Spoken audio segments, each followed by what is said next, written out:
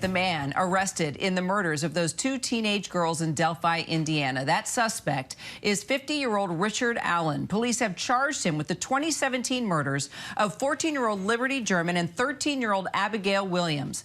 The two girls were best friends. Their bodies found in a rugged area near a hiking trail the day after they disappeared during a day off from school. That case has haunted the small town of Delphi ever since. After years of an intense investigation, well, the Indiana State Police Superintendent became quite emotional while announcing the arrest today.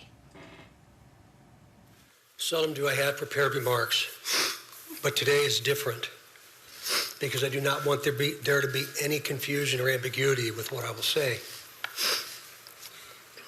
Today is not a day to celebrate,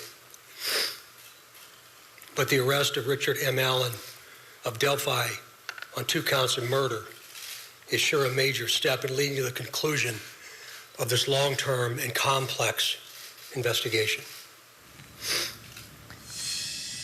ABC's Alex Perez has been following this story very closely. Joins me now from Delphi with the latest. So, Alex, we are told that that suspect, Richard Allen, is from the area, right? What else are we learning about him?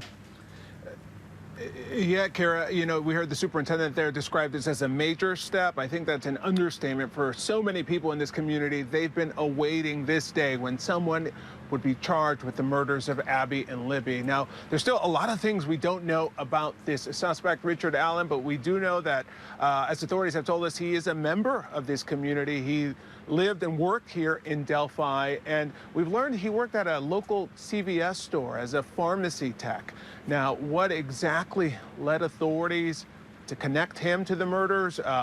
They're still not revealing that part of the investigation, but as you might imagine, a lot of people who live here are now sort of trying to figure out how exactly did 5 years pass without them quite figuring out that the suspect was right here among them. So some relief, of course, here, Kira, but also a lot of unanswered questions still.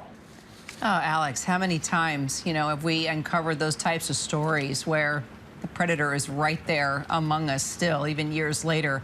And, this murder investigation, it drew a lot of national attention over the past 5 years. We have seen potential leads come and go.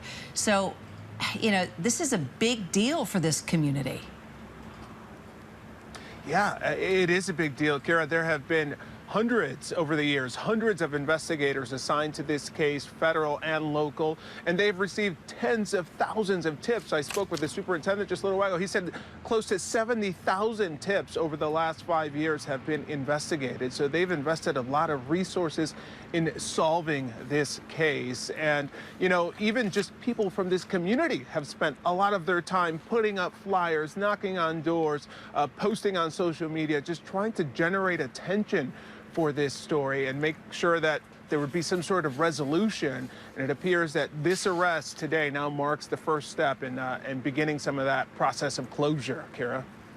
Speaking of closure, police say they still haven't closed the door on this investigation completely. A lot of questions still out there. Any indication that we could get more answers, more details in the coming days, Alex?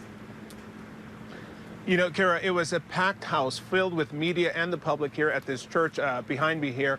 And a lot of people inside that room had those exact questions for authorities, for the Indiana State Police Superintendent. They wanted to know more about this suspect, how police got here, what was the key piece of evidence that helped them make an arrest. And the superintendent and other officials speaking today simply would not answer any of those questions. They say and insist this is still an ongoing investigation and they don't want to jeopardize that investigation. The superintendent told me that he wants to make sure when this goes to court, and the suspect has pleaded not guilty, that when this goes to court, the prosecutors have all of the evidence they need to make sure they get a conviction, and that means withholding some of that evidence, some of that information from the public right now, Kara. Well, big day in Delphi and across the country. We'll stay in close touch, Alex, as we get more details. Alex Perez for us. Thank you. Hi, everyone. George Stephanopoulos here. Thanks for checking out the ABC News YouTube channel. If you'd like to get more videos, show highlights, and watch live event coverage, click on the right over here to subscribe to our channel. And don't forget to download the ABC News app for breaking news alerts. Thanks for watching.